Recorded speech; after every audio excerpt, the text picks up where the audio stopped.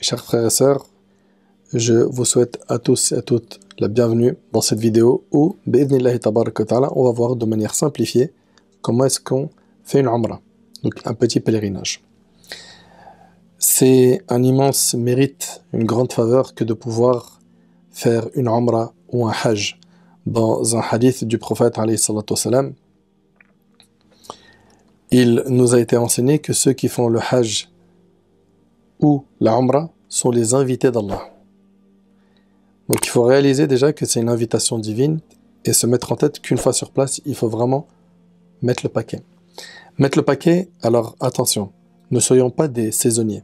C'est-à-dire quoi des saisonniers? C'est-à-dire qu'il y a des gens, vous le savez, pendant Ramadan ils mettent le paquet, après Ramadan il n'y a plus rien. Pendant la umrah je mets le paquet, après la umrah il n'y a plus rien. D'accord? Ça c'est quelqu'un malheureusement qui est saisonnier. Bon, alhamdoulilah déjà il y a un khir en lui, en elle, c'est qu'il profite de ces moments, umrah, Ramadan, etc.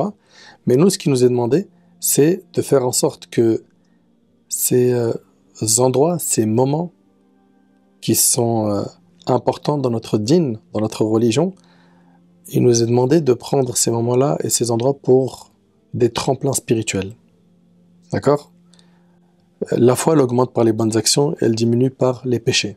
Quand on est sur place, à la Mecque et à Médine, Allahumma barik, notre temps, il est rempli d'adoration.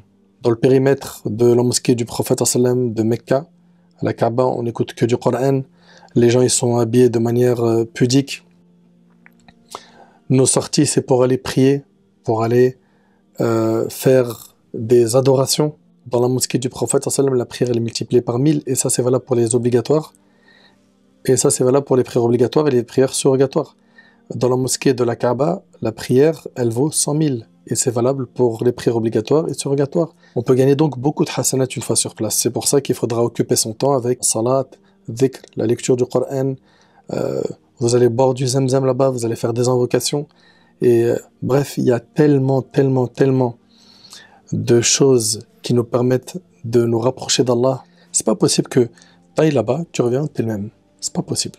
D'ailleurs, les savants ils disent que parmi les signes qu'Allah subhanahu wa ta'ala a accepté de toi ton adoration, c'est que tu continues à faire des bonnes actions après en avoir fait.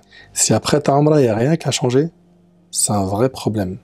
Et malheureusement, vous le savez mieux que moi qu'avec les réseaux sociaux ces derniers temps, on peut voir que Mecca et Médine, c'est devenu des endroits où certains ont désacralisé ces endroits-là. C'est vrai ou pas?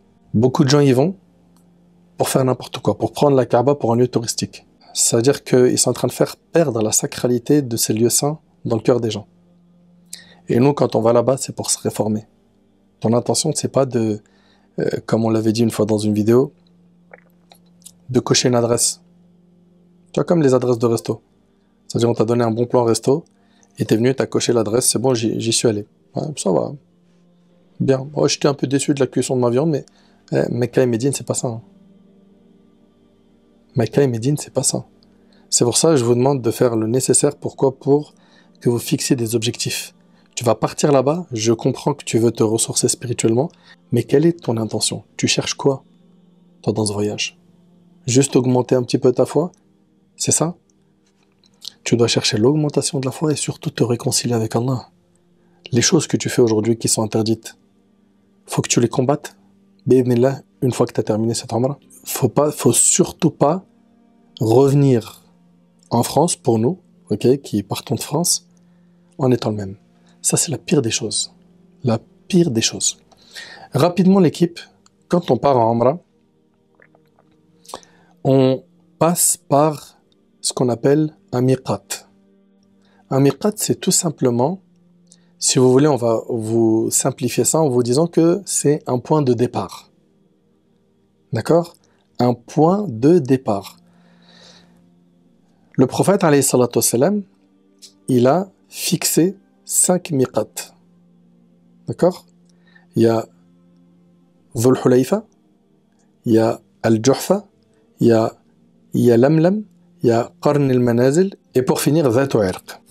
Donc, nous qui venons de France, okay, quand on va arriver en Arabie Saoudite, l'avion va passer par Al-Juhfa. Al-Juhfa, c'est le point de départ. Ceux qui partent de Médine pour aller à la Mecque, ils vont passer par Dhul Hulayfa. Ça sera là leur point de départ. Ça s'appelle un miqat. Les noms là que je suis en train de donner, c'est les noms des mawaqit, pluriel de miqat. Ceux qui vont venir du Najd ou du Koweït, ils vont passer par Qarn al-Manazil, qui se trouve environ à 80 km au nord-est de la Mecque. Ceux qui vont passer par Dhat Irq, c'est des gens qui viennent d'Irak, ok, ou d'Iran. Ceux qui vont passer par Yalamlam, c'est des gens qui viennent du Yémen. C'est environ à 100 km de la Mecque. Dans notre petit livret ici, on a essayé de synthétiser un petit peu la Umrah pour que ce soit court et concis. Nous, on va se concentrer sur comment accomplir une Umrah. Après, comment gagner des hasanats chaque jour, description de la prière mortuaire, évalue ta Umrah, tout ça, ça sera votre lecture personnelle bi'idhnillah pour ceux qui auront le livret. Les étapes de la Umrah, regardez bien. Pour faire une Umrah, il faut impérativement se mettre en état de sacralisation et haram. Après avoir préparé l'intention d'accomplir la Umrah, et ce dès le miqat. Le miqat, on a vu qu'il y en avait 5, ok? On les a vus selon les provenances. Eh ben, dès que tu vas passer par ce miqat, tu diras Labbaik Allahumma bi Umrah. D'accord? C'est-à-dire, je viens à toi, ô mon Seigneur, en faisant une Umrah. Pour ceux parmi vous qui vont passer d'abord par Mecca, puis après ils vont à la Médine, et qui viennent de France, ils vont passer par Al-Juhfa, avant d'arriver à Jeddah, ok? Et quand vous allez passer à Al-Juhfa, le commandant de bord vous dira que vous entrez dans la zone du miqat, et là il faudra dire Labbaik Allahumma bi Umrah. Pour ça, bien sûr, pour les hommes, il ne faudra plus rien avoir sur votre corps à part les 2 bouts de tissu blanc qu'on met lors du pèlerinage, qu'on appelle Ar-Rida, c'est la partie du haut, et Al-Izar, la partie du bas. Très bien. Pour ça, on vous conseille, si jamais vous avez une escale dans votre voyage, dans l'escale, vous changez de vêtements. Parce que si vous voulez changer vos vêtements dans l'avion, c'est assez contraignant, sachant que les cabines des toilettes, elles sont très petites. Okay? Et si jamais c'est un vol direct de la France jusqu'à Jeddah, à ce moment-là, avant de monter dans l'avion, en France, donc à l'aéroport, vous faites quoi? Vous changez de vêtements. Ok?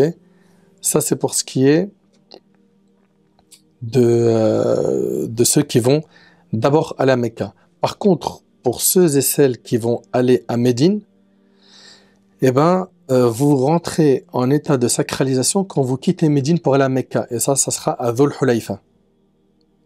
D'accord? Parfait. Donc, entrer en état de sacralisation, c'est quoi exactement, mon frère Nader? C'est de préparer l'intention dans le cœur de faire le rite de la Umrah. D'ailleurs, si une personne, elle passe le miqat sans entrer en état de sacralisation, eh ben, il faudrait qu'elle sacrifie une bête. Mais ça veut dire quoi? Mais moi, j'ai déjà mis les vêtements blancs, et puis le commandant de bord dans l'avion, moi qui vais à Mecca, il m'a signalé que ça y est, j'arrivais au miqat, là, Juhfa. Je comprends pas, j'ai déjà mis les vêtements blancs. C'est pas avec les vêtements blancs que tu rentres en état de sacralisation. C'est par l'intention que tu mets dans ton cœur. À partir de ce moment-là, tu devras prononcer la talbiya, toi en tant qu'homme, pendant ton voyage, jusqu'à ce que tu rentres dans la mosquée. D'accord? Labbaik Allahumma labbaik, labbaik la sharika lak labbaik, innal hamda wa ni'mata lak wal mulk la sharika lak. D'accord? Donc les hommes, ils vont dire ça à voix haute, et les femmes, elles le diront à voix basse. Ok?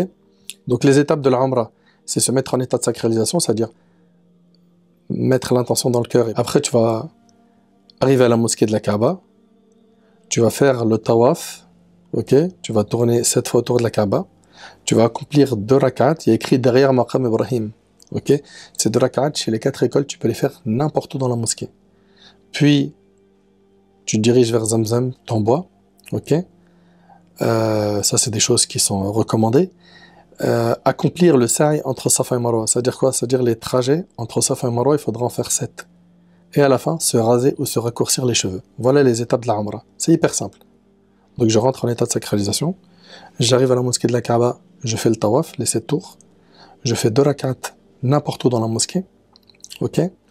Je fais les 7 trajets entre Safa et Marwa, je me rase les cheveux ou je les raccourcis. Pour les femmes, elles ne rasent pas leurs cheveux. Pour les femmes, elles vont réunir tous leurs cheveux et elles vont couper la taille d'une phalange. C'est ça une phalange. Ok? Elles vont pas raser les cheveux ni raccourcir comme les hommes font. Non, non, non. Juste ici, elles vont couper quoi? Une phalange. Parfait. Ok. Pour ce qui est des piliers de la Umrah, c'est-à-dire les choses que si tu ne les fais pas, ta Umrah, elle n'est pas valide. Il y a quoi? Un, être en état de sacralisation. Ok? Pour les femmes, il n'y a pas de vêtements spécifiques à mettre. Pour la femme, elle met n'importe quel vêtement qui respecte le code de la religion. Pour les hommes, par contre, c'est al-rida et al-izar. Comment accomplir une Umrah? Les piliers de la Umrah, ils sont au nombre de 3. Être en état de sacralisation. On entre en état de sacralisation quand on passe par un des 5 miqats qu'on a vus. Donc quand tu passes par voie aérienne, ben, généralement les commandants de bord de l'avion l'annoncent. Si c'est par voie maritime, les capitaines des bateaux l'annoncent également. Okay, il y a des gens qui vont prendre le train de Médine à Mecca. Et ben dans le train, pareil, on vous annoncera quand est-ce qu'il faut rentrer en état de sacralisation. Ok? Il y a des gens qui vont prendre le car de Médine à Mecca. Dès que vous allez arriver à Dhul Hulayfa, vous rentrerez en état de sacralisation. Je répète, l'état de sacralisation, c'est ton intention, d'accord, que tu prépares et tu as formulé la formule Labbaik Allahumma bi'umra. Parfait. Il faudra obligatoirement ne pas dépasser le miqat sans entrer en état de sacralisation. Et entrer en état de sacralisation, c'est pas mettre les 2 vêtements pour l'homme. Entrer en état de sacralisation, c'est l'intention que j'ai dans le cœur. Et je vais dire Labbaik Allahumma bi'umra. Supposons que tu dépasses le miqat par lequel tu devais passer, sans entrer en état de sacralisation, tu auras une bête à sacrifier. Comment je vais faire pour sacrifier cette bête? Il y a des organismes sur place qui s'occupent, eux, de prendre ton argent, ils te donnent un coupon et ils sacrifieront la bête pour toi. Avant de passer par le miqat, le pèlerin, il devra nettoyer son corps. Il fera une douche, d'accord? Il va s'épiler les poils des aisselles, du pubis, il va couper ses ongles. Et pour les hommes, ils peuvent se parfumer à ce moment-là, ok, mais ils ne en mettent pas sur le vêtement. D'accord? Dans mon orientation de ce que je vais expliquer, généralement, je vais adopter l'opinion de l'imam Malik, rahimallah, et de temps en temps, je vous dirai les autres opinions, ce qu'elles préconisent, ok, ce qu'elles disent. Voilà, tu es donc propre, tu as fait ton ghusl, ta douche, tu vas mettre donc le vêtement d'ihram. Pour la femme, pareil, elle va s'épiler les poils, etc., les ongles, elle va se les couper, et elle ne met pas de parfum, et elle mettra n'importe quel vêtement qui respecte les codes de la religion. N'importe quel vêtement qui est mastour. Est-ce que c'est obligé de mettre du blanc? Non. Est-ce que c'est obligé de mettre du noir? Non. Ok? N'importe quel vêtement qui est mastour. C'est-à-dire quoi? Qui couvre sa nudité, qui n'est pas transparent, qui n'est pas moulant. Ok? Qui n'est pas aussi une fitna en lui-même. Parfait. Pour l'homme, il faudra faire très attention. Il n'a pas le droit aux sous-vêtements, il n'a pas le droit aux chaussettes, il n'a pas le droit aux soquettes. Ok? Il n'a pas le droit aussi à la shashia. Tu n'as pas le droit d'avoir quelque chose qui embrasse les formes du corps. Ok? Pas de débardeur, pas de casquette. Ok? Tout ça, c'est pas permis. Il faudra donc ne rien avoir. Bien sûr, tu peux porter tes lunettes. Ok? Après, pour ce qui est des malikites, sac à dos, non. C'est pas à porter. Également, la bague, c'est pas à porter chez les malikites. Ok? Voilà, tu vas sans rien. Ok? C'est-à-dire, tu as juste ton haut et ton bas. Et tes sandales ou claquettes. Pour les sandales ou les claquettes, ici je m'adresse aux hommes, parce que les femmes, elles peuvent s'habiller avec des baskets, avec des claquettes, tant que ça respecte les codes de la religion, il n'y a pas de problème. Pour les hommes, il faudra que les pieds soient découverts devant et derrière. Ok, c'est-à-dire des claquettes qui laissent voir les pieds devant et derrière. C'est-à-dire quoi devant et derrière? Pour que tu comprennes bien ce que je veux dire, avoir les pieds devant qui sont couverts, donc fermés, comme avec les crocs, ça, ce n'est pas à faire chez les hommes. Et à plus forte raison, porter des baskets pendant les rites de l'Umrah, tu ne peux pas. Donc des claquettes ou des sandales qui laissent voir les pieds devant et derrière. Ça, retenez-le bien, s'il vous plaît. Hein. Ok? Je précise que le port de l'habit du ihram pour l'homme ne signifie en aucun cas l'entrée en état de sacralisation. Il faut impérativement l'intention. Ok? Pour ce qui est des choses qui sont interdites quand on entre en état de sacralisation, eh ben, il faut retenir que un homme, il n'aura pas le droit d'avoir des rapports intimes avec sa femme quand il est rentré en état de sacralisation, jusqu'à ce qu'il se désacralise. Et comment on se désacralise? C'est quand tu auras terminé ta umrah en te coupant les cheveux. ou en les rasant. Pour la femme, elle réunira tous ses cheveux, elle coupera la taille d'une phalange. Parfait. Donc, avoir des rapports intimes, c'est pas permis. Ok? Pendant que tu es en état de sacralisation. Aussi, parmi les choses que tu n'as pas le droit de faire, c'est de couper les cheveux, de couper les ongles, de parfumer. D'accord? Donc, il y a pas mal de choses que tu n'as pas le droit de faire. Et pour la femme, elle n'a pas le droit de porter des gants. Et elle n'a pas le droit de mettre le niqab. Ok? Conformément à un hadith où le prophète alayhi salatu wassalam, a dit que la femme qui est en état de sacralisation ne met pas le niqab et elle ne porte pas des gants. Ok? Très bien. Par contre, ça ne lui empêche pas, si elle veut cacher ses mains en dessous de ses vêtements, de son jilbab, il n'y a pas de problème. Et si elle veut faire passer un tissu, ok, sans l'attacher, ok, sur le visage, elle peut également. Je rappelle que pour l'imam Malik, rahimahullah, pour les hommes, et c'est aussi l'opinion d'Abu Hanifa, sac à dos non, et même les sacoches. D'accord? Donc des fois, il y a des hommes qui prennent des ceintures pour mettre l'argent et mettre comment dirais-je, la carte de leur chambre d'hôtel. Pour les Malikites et chez Abu Hanifa, non, ils peuvent pas. Pour les autres écoles, ils peuvent. Je vais arriver à la mosquée de la Kaaba. Donc là, vous l'avez vu, au miqat, on prépare l'intention de faire la Umrah. Ok, et puis on dira la Bayk Allahumma bi'umrah, ce qui signifie je réponds à ton appel, ô Allah, par une Umrah. Ok, une fois la talbiya prononcée, la personne répète la formule de la talbiya suivante durant son trajet jusqu'à la Mecque. La Bayk Allahumma la Bayk la sharika lak la Bayk, innal hamda wa ni'mata lak wal mulk la sharika lak. Ce qui signifie je réponds à ton appel, ô Allah, je réponds à ton appel, tu n'as point d'associé, la louange et le bienfait t'appartiennent, ainsi que la royauté, tu n'as point d'associé. Ensuite, je vais rentrer dans la mosquée sacrée de la Kaaba. Comme dans chaque mosquée, on entre par le pied droit. Bismillah, salatu salam ala rasulillah, Allahumma ighfir li dhunubi wa aftah li abwaab rahmatik. Au nom d'Allah, que la prière et le salut soient sur le messager d'Allah. Ô Seigneur, pardonne-moi mes péchés et ouvre-moi les portes de ta miséricorde. Ensuite, arrivé à la Kaaba, il n'y a pas d'invocation précise à dire. Cependant, on a rapporté d'Ibn Umar radiyallahu anhuma qui disait, et c'est rapporté par le Bayhaqi, Allahumma anta salam wa minka salam fahayyina rabbana bis salam.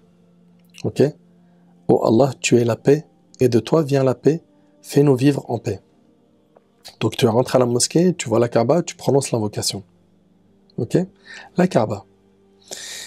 Alors ici, il y a pas mal de points que j'ai à vous signaler et j'aimerais que vous soyez très très attentifs parce que ça va aller un peu vite. Ici, le point de départ, c'est la pierre noire. C'est-à-dire que mes tours là que je vais faire autour de la Kaaba, ils vont débuter à partir de la pierre noire. Vous avez remarqué que il y a le chiffre 13, il y a une ligne par terre. Ok, cette ligne, elle a été enlevée. Cette ligne-là indiquait le point de départ. C'est-à-dire que c'est à partir de là que je vais commencer mes tours. D'accord? La Kaaba doit être à ma gauche impérativement. Je répète, la Kaaba doit être à ma gauche impérativement. Tiens, Abou Bakr, toi qui es dans mon bureau. Abou Bakr, si jamais, écoute bien, si jamais moi je suis en train de faire mes tours, la Kaaba est à ma gauche, on est d'accord ou pas? D'accord? Et j'ai un groupe avec moi. Et on me dit, il y a quelqu'un qu'on a perdu de vue. Et que je me retourne, suis bien. Je me retourne, donc la Kaaba là maintenant elle est où? Elle est à ma droite, superbe. Et que j'avance à reculons, juste pour voir il est où.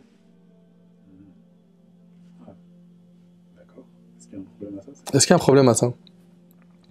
Il faudra que je revienne de là où j'ai fait ça et que je me remette dans la bonne position pour rattraper ça. Parce que la Kaaba doit être à ma gauche. C'est plus clair? Ok? Il arrive des fois qu'il y a des gens, ils marchent à reculons, tu vois, ils se tournent et la Kaaba est à sa droite pour voir juste est-ce que son groupe il est là. Et donc il marche en marche arrière. Et la Kaaba est à sa droite au lieu d'être à sa gauche. Donc il revient de là où il a fait ça et il rattrape ça. En marchant, en ayant la Kaaba à gauche. C'est bon? La pierre noire, avant on avait une ligne sur le sol qui indiquait la pierre noire. D'accord? Qui nous permet donc de savoir que c'est à partir de là que je démarre. Cette ligne-là, c'était le point de départ. Vous suivez? Maintenant, cette ligne, elle a été enlevée Et juste en face de cette ligne, dans le bâtiment de la mosquée, il y a des néons verts, des lumières vertes. Une fois que vous arrivez à la hauteur des lumières vertes, eh ben vous savez que vous êtes arrivé devant la pierre noire, et c'est comme ça qu'on compte les tours. Hein. On les compte en arrivant à la pierre noire. Donc en fait, ici, là en face, là, il y a les néons verts. Le pèlerin se dirige vers Al-Hajar al-Aswad, la pierre noire. Il se met face à la pierre noire, c'est-à-dire il l'a dans son viseur, et il dit Bismillah wallahu akbar, Allahumma imanan bik, wa tasdiqan bi kitabik, wa wafa'an bi ahdik, wa ittiba'an li sunnati nabiyyika Muhammadin sallallahu alayhi wa sallam. Ce qui signifie, au nom d'Allah, Allah est le plus grand. Ô Seigneur, je me présente ayant foi en toi, par foi en ton livre, fidèle à ton engagement, et me conformant à la tradition de ton prophète Muhammad sallallahu alayhi wa sallam. Parfait. Très bien. On revient ici. Ce qu'il est recommandé de faire, à chaque tour, c'est d'embrasser la pierre noire dans la mesure du possible. D'accord ? Pour les femmes, on vous déconseille de le faire. Vous allez vous retrouver mélangé à des hommes. Et c'est parfois très dur de sortir de la zone de la pierre noire. Il y a tellement de monde, il y a tellement de foule que une femme peut se retrouver à être touchée et subir des torts. Donc, ma sœur, quand il y a des foules comme ça, écarte-toi. Ok ? Si la personne peut embrasser la pierre noire, elle le fait. Ok ? Si elle ne peut pas, ce qu'il lui est recommandé de faire, c'est de toucher la pierre noire à chaque tour et de mettre sa main uniquement sur la bouche chez l'imam Malik, sans faire. D'accord ? Chez les autres écoles juridiques, eh ben, il est recommandé de la poser, de faire un bisou avec un bruit. D'accord ? Donc, chez l'imam Malik, rahimahullah, il fera juste ça après avoir touché la pierre noire. Donc, il touche la pierre noire et il fait juste ça. C'est bon ? S'il ne peut pas la toucher non plus parce qu'il y a trop de monde, il se contentera de lui faire un signe. C'est-à-dire quoi ? Il va lever la main de loin pour la saluer. Chez l'imam Malik, on ne lève pas la main. Donc chez les autres savants, on va lever la main à chaque fois qu'on arrive à la pierre noire, en disant Allahu Akbar. Chez l'imam Malik, on ne lève pas la main. Ok ? Vous avez remarqué que on dit au début Bismillah, Wallahu Akbar, Allahumma imanan bik, etc. Vous vous rappelez l'invocation que je viens de vous dire là ? Celle-là, on l'a dit que dans le premier tour. Tous les autres tours, on arrive devant la pierre noire, on dit juste Allahu Akbar. Les autres écoles vont dire on lève la main à ce moment-là, et chez l'imam Malik, on dit Allahu Akbar sans lever la main. Ok ? Il y a aussi un autre point, c'est que le coin de la pierre noire, c'est le coin numéro 1 dans votre image que vous avez devant vous. Ok ? Et le point numéro 9, c'est le coin yéménite, Ar-Rukn al-Yamani. La seule invocation qu'il est recommandé de dire pendant ton tawaf, c'est ce qu'on doit dire entre Ar-Rukn al-Yamani et Al-Hajar al-Aswad. Le coin yéménite, le coin numéro 9 là, et le coin numéro 1. Entre les deux, tu diras Rabbana atina fid dunya hasana wa fil akhirati hasana wa qina adhaban nar, ce qui signifie ô Seigneur, accorde-nous le bien ici-bas et dans l'au-delà et protège-nous du châtiment du feu. Parfait. Très bien. En dehors de cette invocation, tu es libre. Laisse parler ton cœur, sois sincère et invoque Allah subhanahu wa ta'ala. Invoque-le. Demande pour toi la guidée, la piété. Commence d'abord par toi, bien évidemment, ta famille, tes proches, ok ? Et n'oublie pas la Ummah dans tes invocations. Très bien. Parmi les coins qu'il est recommandé aussi dans l'école malikite de toucher, il y a le coin yéménite, le coin numéro 9. Ok ? Le coin numéro 9. Très bien. Le coin numéro 9, tu le toucheras. Dans la mesure du possible, chaque tour. Si tu peux pas, tu le salues pas de loin. Comme la pierre noire. Excellent. Après, il y a un point qui est super important, c'est qu'il est interdit de bousculer les gens pour embrasser la pierre noire. C'est-à-dire, il y a des gens, pour embrasser la pierre noire, ils vont écraser des pieds, ils vont pousser des gens, ils vont tirer des personnes, ils vont griffer. On vous rappelle que ça, c'est une sunna. Pour faire une sunna, tu fais pas des péchés. Hors de question de faire du tort à ton frère pour faire une sunna. Avant de commencer le tawaf, il est recommandé pour les hommes seulement de découvrir l'épaule droite chez la majorité des savants des 4 écoles, excepté l'imam Malik qui lui gardera les 2 épaules couvertes. Ok? Donc, vous allez voir qu'il y a beaucoup de gens, qu'est-ce qu'ils font en fait? Le tissu qui est en haut, la rida, eh ben, la partie qui est en haut là, sur mon côté droit, je vais la prendre, je vais la descendre en dessous de mon aisselle et je vais jeter le tissu en haut et donc j'aurai l'épaule droite découverte. Ça, chez les Mamaleks, ça ne se fait pas pendant le tawaf et pendant le sa'i, les trajets entre Safa et Marwa. D'accord? Par contre, chez les autres savants, ils diront qu'on découvre l'épaule jusqu'à ce qu'on finisse le tawaf, puis après, quand il va aller pour faire les 2 rak'at dans la mosquée, et les 2 rak'at qu'on fait juste après le tawaf, là tu recouvres ton épaule. Également, parmi les choses qui sont à faire et qui sont recommandées, c'est que dans les 3 premiers tours, il est recommandé de presser le pas pour les hommes.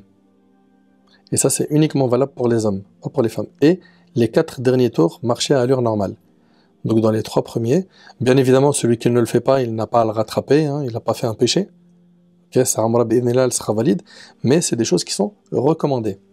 Supposons qu'il est avec son épouse, il peut pas, il veut la garder avec lui, etc. Il peut rester avec elle et marcher à allure normale pendant les 7 tours. Donc il n'aura pas commis de péché. Vous avez vu, il y a un dessin, c'est le numéro 5. Hein, le numéro 5 là, ça c'est ce qu'on appelle Hijr Ismail. Il y a un petit passage entre la Kaaba et le Hijr Ismail. Si quelqu'un passe par là pour faire le tour au lieu de passer hein, en contournant le Hijr, eh ben il aura fait quoi? Il n'aura pas fait un tour autour de la Kaaba. Pourquoi? Parce que le Hijr, le point numéro 5 là, vous avez vu le petit U là, eh ben celui qui rentre à l'intérieur et qui prie dedans par exemple, eh ben c'est comme si qu'il avait pris à l'intérieur de la Kaaba. Donc en fait, tu n'auras pas fait un tour autour de la Kaaba, tu auras fait un tour en passant à l'intérieur de la Kaaba. Et ça, c'est pas correct. Ok? Très bien. Le prophète, alayhi salatu wassalam, il a dit que le Hijr fait partie de la Kaaba. Le hadith, il est rapporté par Bukhari Muslim selon Aïcha. Très bien. Donc, j'ai 7 tours à faire. Selon vous, si quelqu'un ne sait pas combien de tours il a fait, ok? Si moi, je ne sais pas si j'ai fait 7 tours ou 6, je considère que j'en ai fait combien? 6. Voilà, je me base toujours sur quoi? Sur le plus petit chiffre. Ok? Si je doute si j'en ai fait 3 ou 4, je me base sur quel chiffre? 3. Parfait. Pour ceux qui connaissent un peu dans le fiqh, vous savez que quand on doute dans la prière, dans l'école malikite, il y a quoi à la fin? Il y a sujoud sahw, n'est-ce pas? On fait sujoud sahw, les 2 prosternations hein, qu'on fait de l'oubli. Et bien là, il n'y a pas de sujoud sahw. Là, il faudra juste revenir au plus petit chiffre, le chiffre de la certitude. La certitude, c'est que j'en ai fait 3. Le doute, c'est que j'en ai fait 4. Et bien, je construis sur 3. T'as une question. Si jamais, pendant le tawaf, je me retrouve dans une prière obligatoire, c'est possible ou pas? C'est-à-dire, il y a eu l'adhan, toi, tu es en train de faire tes tours, puis après, il y a eu la iqama, ok?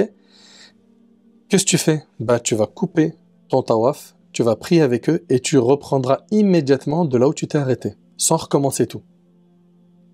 Je tiens à préciser aussi que avoir les ablutions, c'est obligatoire chez nos savants. Ok, je parle ici des 4 écoles. Ok, c'est-à-dire quoi? C'est-à-dire que pour faire le tawaf, il faut avoir les ablutions, il faut être en état de pureté. Et bien sûr, je tiens à préciser qu'une femme qui est indisposée n'a pas le droit de rentrer à la mosquée. Ni à la mosquée du prophète sallam, ni à la mosquée de la Kaaba, ni une autre mosquée. Ok, il ne lui est pas permis de rentrer en étant indisposée. Donc la personne qui fait tawaf, elle entend le adhan, elle continue. Dès que tu entends l'iqama, tu t'arrêtes, tu pries, tu as fini la salat, tu reprends ton tawaf. Est-ce que j'ai le droit de faire une pause dans mon tawaf, voilà, pour papoter, discuter avec quelqu'un? Non, tu dois enchaîner. Tu fais pas de pause. Ok? Est-ce que j'ai le droit de parler avec quelqu'un? Le prophète, il a dit at-tawafu bil bayti salah.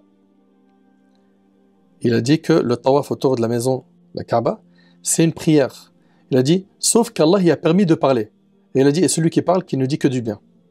Donc effectivement, tu as le droit de parler, tu as le droit de dire à quelqu'un, excuse-moi, on en est à quel tour? Il nous reste combien de tours? Excuse-moi, juste après, je dois faire quoi? J'ai oublié l'invocation. Tu peux. Mais par contre, se retrouver là-bas et parler de dunya, c'est vraiment que vos cœurs, ils sont durs. Retrouver un tawaf en train de parler de blagues, en train de parler de manger, de restaurant, d'achat, de qamis, ça c'est pas normal ça. Ça c'est pas normal. Je le répète, ce voyage-là, il a pour objectif qu'on se réconcilie avec le Maître, Azza wa Jal, qu'on revienne en étant meilleur. Ok? Maintenant, si quelqu'un perd les ablutions pendant le tawaf, qu'est-ce qu'il fait? Il fait les ablutions et il revient, il reprend de là où il avait arrêté le tawaf. Ok? C'est clair l'équipe? Il n'a pas tout recommencé du début. C'est bon jusque-là? Quelque chose qui est hyper important, c'est de ne pas oublier de mettre le paquet dans les invocations. Pendant le tawaf, s'il vous plaît, soyez vraiment sincères dans les invocations. Soyez vraiment sincères. Demandez à Allah en étant sincère. Ok? Suppliez-le. Il n'y a aucun problème à tenir votre livre où il y a les invocations et les lire. Ok? L'idéal, quand vous faites des du'as, hormis ceux qui sont recommandés pendant Safa et Marwa, etc., l'idéal, c'est que vous laissez votre cœur vous guider vers les invocations. C'est-à-dire quoi? Laissez parler votre cœur. Ok? Demandez à Allah tabarak wa ta'ala. Et les invocations, tu les fais en arabe si tu peux, c'est bien. Surtout les invocations du prophète sallallahu alayhi wa sallam. Si tu peux pas, fais dua dans ta langue. L'essentiel, c'est quoi? C'est que tu sois sincère. Ok?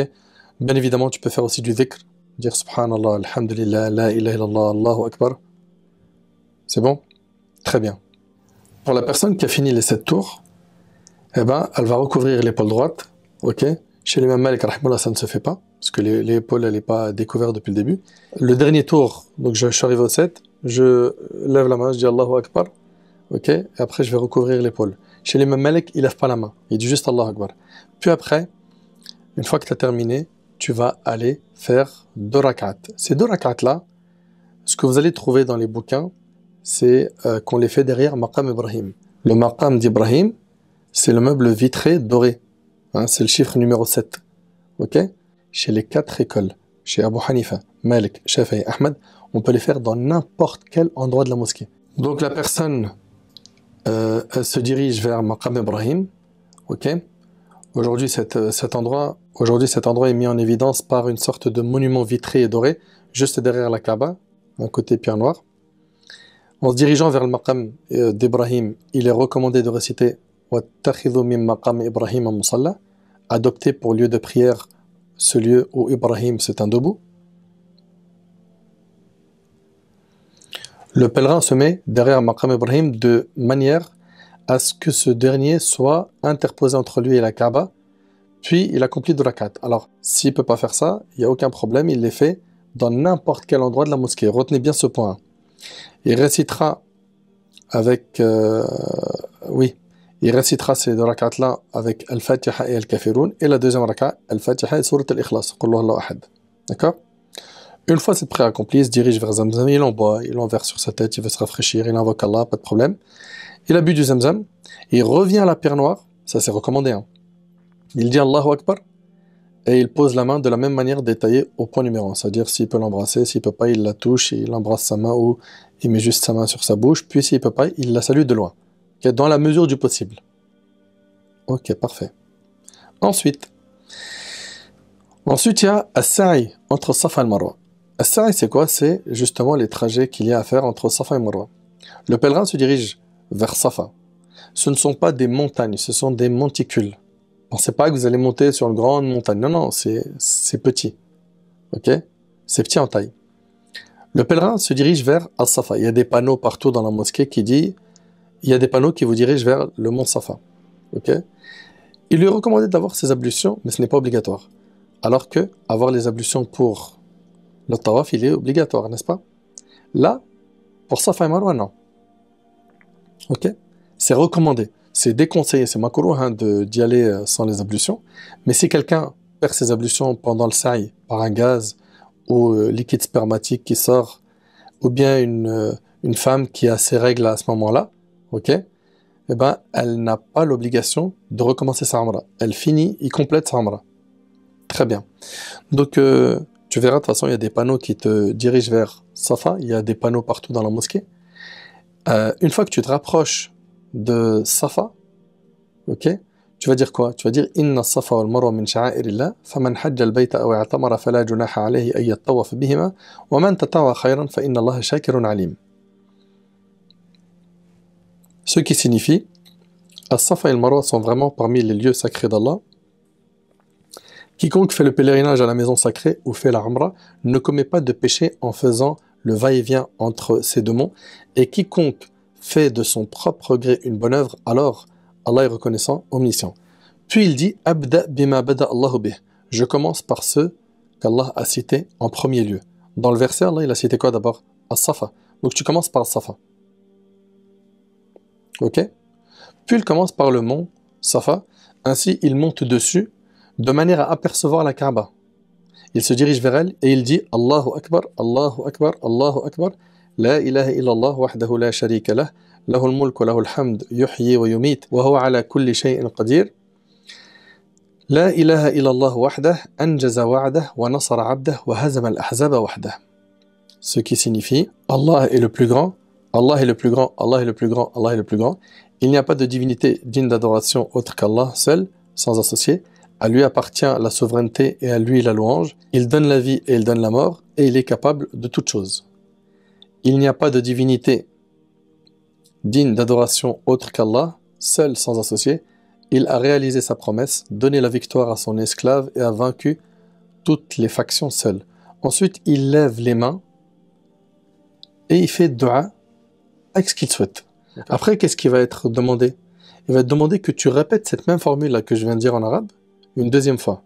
Et tu fais dua. Puis après, tu vas la faire une troisième fois.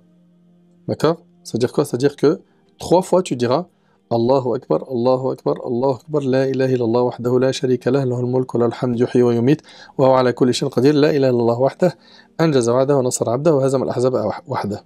Wa hazama al-ahzaba wahdah. Et à chaque fois, entre les deux, tu feras quoi? Dua, bima fataha Allahu alayk. Tu feras dua avec ce que tu veux. D'accord? C'est parfait. Au total, il y aura 3 fois ce dhikr, et 3 fois, je vais faire des duas. Donc, ce dhikr, au milieu de dua. Ce dhikr, dua. Ce dhikr, dua. Et après, je pars, direction quoi? Marwa. Alors, un point très important. Regardez bien. Là, il y a Safa, là, il y a Marwa. Ok? De Safa à Marwa, ça fait un trajet.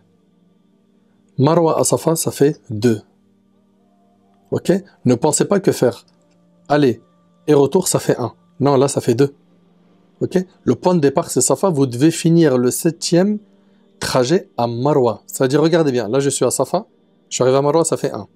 Je reviens, 2, 3, 4, 5, 6. Je suis à Safa. 7, je dois être à Marwa. Si à Marwa, vous n'êtes pas à 7, c'est que vous avez mal compté. Ok? On vous a dit comment ça se passe. Quand tu comptes et tu es dans le doute, c'est la même chose. Ce que tu as appliqué dans le Tawaf, tu l'appliqueras dans Safa et Marwa. Entre Safa et Marwa, vous allez voir qu'il y a une zone où il y a des néons verts qui sont au-dessus de votre tête. Dans cet endroit-là, eh ben, Hajar, la mère d'Ismaïl, la femme du prophète Ibrahim, alayhi salatu wassalam, elle a pressé le pas pour chercher de l'eau pour son nourrisson. Ok?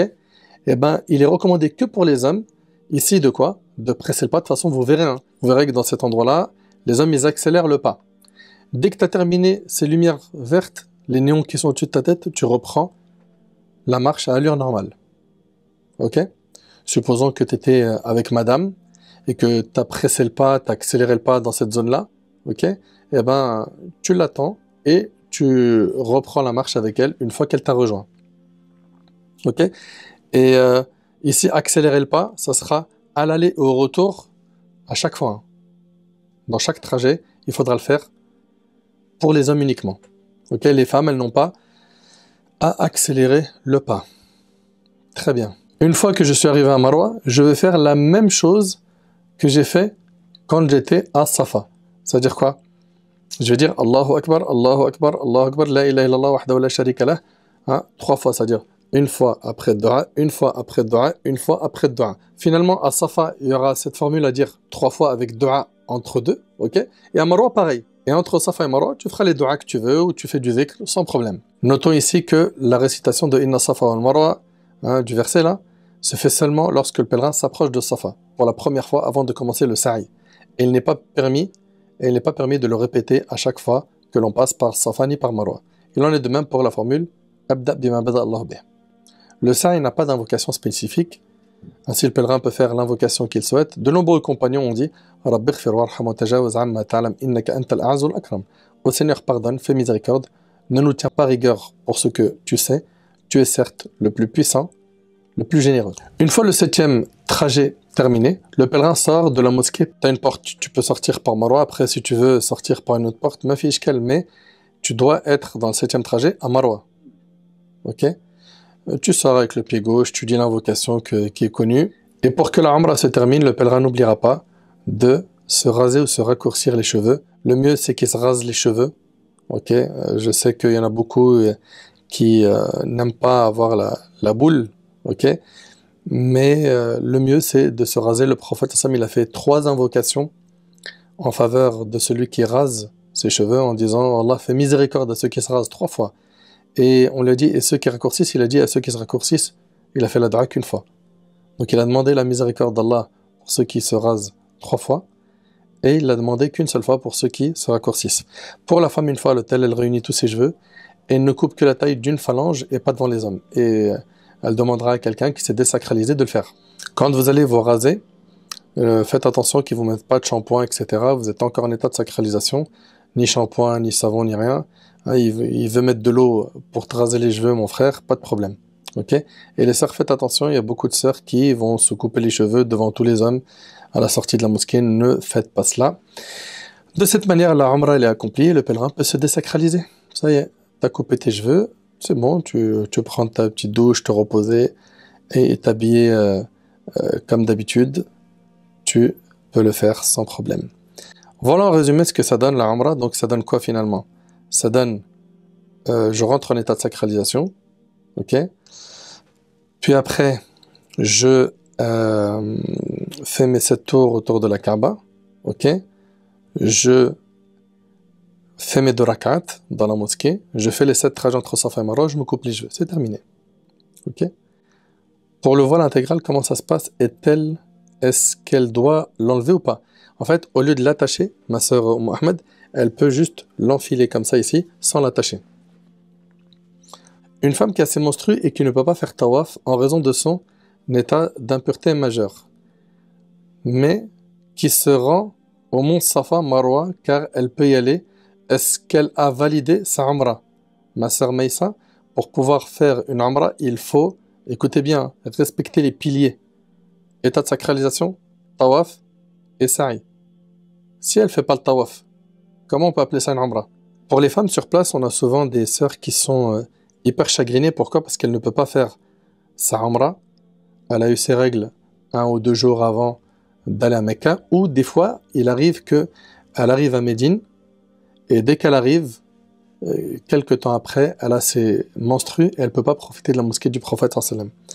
Donc j'avais lu dans les fatwas de Cheikh Al-Uthaymin rahimallah qu'il est possible pour la femme de prendre la pilule. Pourquoi? Pour qu'elle retarde ses menstrues, qu'elle puisse profiter des lieux saints. Ok? Pour cela, vous le savez mieux que moi, mes sœurs, il faut habituer le corps. Donc c'est pas 5 jours avant votre Umrah, c'est bien avant que la femme va habituer son corps à ce moyen de contraception, qui est la pilule, pour justement ne pas avoir ses règles pendant le séjour de l'Umrah. Pour les sœurs qui ne l'ont pas fait et qui se retrouvent à être indisposées sur place, je sais que dans les pharmacies là-bas, ils proposent des pilules qui arrêtent, qui stoppent les menstrues le jour même. C'est-à-dire quelques heures après, elle n'a plus ses règles. Et ça nous a sauvé beaucoup de cas sur place. Les recommandations qui ont été données par les pharmaciens, c'est qu'il ne faut pas le prendre tout le temps, ok? Mais si c'est pris rarement, ça ne laisse pas d'effet secondaire pour la femme. Et donc voilà, ça ne la prive pas des mosquées. Elle peut en profiter et en même temps, voilà, c'est pas quelque chose qui va nuire physiquement, sachant que c'est pas tout le temps. Aussi une autre chose, chez la majorité des savants, ce qui est demandé, c'est que la femme parte avec un mahram. D'accord? C'est qu'elle parte accompagnée d'un mahram, un homme de sa famille. La règle pour ce qui est de la femme, comme vous le savez, c'est que la femme voyage avec un mahram. Ok? Pour la Umrah, j'avais demandé à Cheikh Tadaw Hafidahullah, qui m'avait dit que si la femme part avec un groupe de confiance, ok? Et c'est une fatwa qu'on retrouve chez nos anciens également, elle peut y aller. D'accord? Le mieux, c'est qu'elle parte avec un homme de sa famille. Si elle ne peut pas, un groupe de confiance lui permet de faire ce voyage sans avoir de péché bi'idhnillah. Ok? Pour ce qui est des comprimés là qui stoppent les menstrues, on l'a vu de nous-mêmes que les sœurs pouvaient rentrer à la mosquée très rapidement. On a vu pas mal de sœurs nous remercier, nous dire que par la grâce d'Allah, ça agit assez efficacement. Supposons qu'une femme arrive au miqat et qu'elle est indisposée. Est-ce qu'elle peut quand même entrer en état de sacralisation alors qu'elle est indisposée ou pas? La réponse est oui. Ok? Elle rentrera en état de sacralisation à partir du miqat, elle prononcera la talbiya, elle fera le dhikr, pas de problème tout ça. Par contre, la seule chose qu'elle ne fera pas, c'est d'entrer à la mosquée, jusqu'à ce qu'elle soit quoi? Pure de ses menstrues. Ok?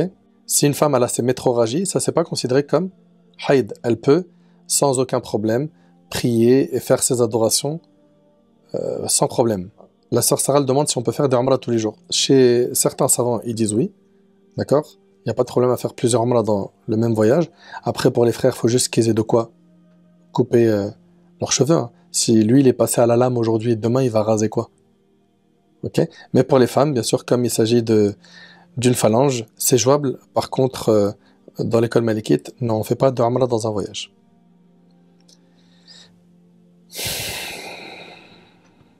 La femme peut porter un sac à main, la femme peut porter un sac à dos, la femme peut porter des bijoux sur elle sans aucun problème.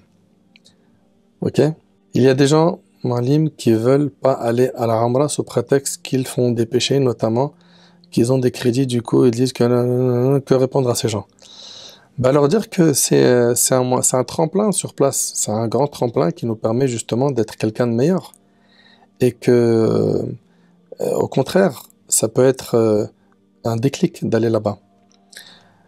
Notre sœur Fatima, elle dit, c'est une bonne question ça, doit-on se sentir prêt, nous dit Fatima, avant d'aller faire une umrah? Ou si on a l'argent et l'intention, peu importe l'âge, on peut aller. Je comprends ce qu'elle veut dire, notre sœur Fatima. Beaucoup de gens pensent que on peut y aller que lorsqu'on est clean, ok, qu'on fait pas de péché, qu'on est parfait. Non, non. Moi, je me souviens, j'avais un de mes amis, et je vais finir avec cette anecdote, Inch'Allah. Un de mes amis, Skin, il avait les oreilles percées. Et je lui dis, viens avec nous à Umrah. Il m'a dit, mais Nader, tu vois pas? Je dis, allez, viens, regarde comment t'as visité plein de pays. Viens, tu vas kiffer, Inch'Allah, on va se mettre une bonne ambiance et tout, tu vas trop aimer. Il est venu avec nous, et je me souviens, on est arrivé à Médine. Subhanallah, le premier jour, il a goûté à la vibration. La mosquée, l'adhan, la prière, la sakina, le repos que c'est à la mosquée du prophète sallam. Subhanallah, quelques heures après, vous savez qu'est-ce qu'il m'a dit? Il m'a dit, je te jure, Nader, plus jamais de ma vie, je mettrai des boucles d'oreilles jusqu'à la fin de ma vie. Et ça, c'est l'effet de quelques heures à Médine. Il a fini le séjour, Allahu Akbar. Ça l'a aidé énormément. Et ce voyage-là était un grand déclic dans sa vie. Donc les gens qui pensent que pour aller là-bas, faut être parfait, non. Faut juste avoir la volonté de changer. Ok? La volonté d'être quelqu'un de meilleur, d'évoluer. J'ai fini pour ma part. Est-ce que vous avez des questions concernant ce qui a été dit? Toutes les questions annexes, on peut les prendre après, Inch'Allah. Une personne nous demande comment faire pour profiter un maximum des lieux saints. La première des choses, déjà, demande à Allah subhanahu wa ta'ala qui te facilite d'aller là-bas et de profiter. D'accord? Dua.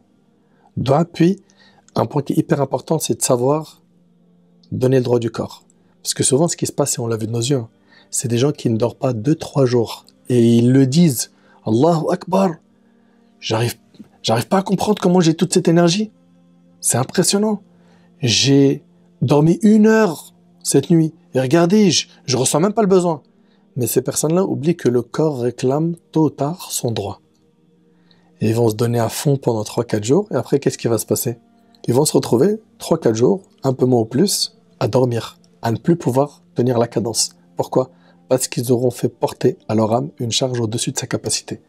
Donc apprenez à vous aménager, à dormir quand il le faut, à faire une sieste s'il le faut. Ok? Bien évidemment, c'est pas simple parce qu'on a envie de prier la nuit là-bas, on a envie de prier le jour. Il faut donc trouver des moments pour pouvoir se reposer assez pour pouvoir tenir. Pour les hommes qui souhaitent raccourcir les cheveux, est-ce qu'il y a une longueur spécifique? Saïd nous demande, est-ce que pour les hommes, il y a une longueur spécifique pour ce qui est du raccourcissement? Il faut juste raccourcir. C'est-à-dire qu'après que tu sois passé chez le coiffeur, qu'il y ait eu une diminution de cheveux. Ok? On va se contenter de cela, Inch'Allah, pour cette vidéo, en espérant que ça a été assez clair pour vous. J'implore Allah subhanahu wa ta'ala de faire de nous des pieux et de nous faciliter de visiter la Mecque et Médine plus d'une fois dans notre vie. صلى الله سبحانه وتعالى أن ينفعني بما قلت وينفعكم بما سمعتم هذا والله أعلم سبحانك اللهم وبحمدك أشهد أن لا إله إلا أنت أستغفرك وأتوب إليك وآخر دعوانا أن الحمد لله رب العالمين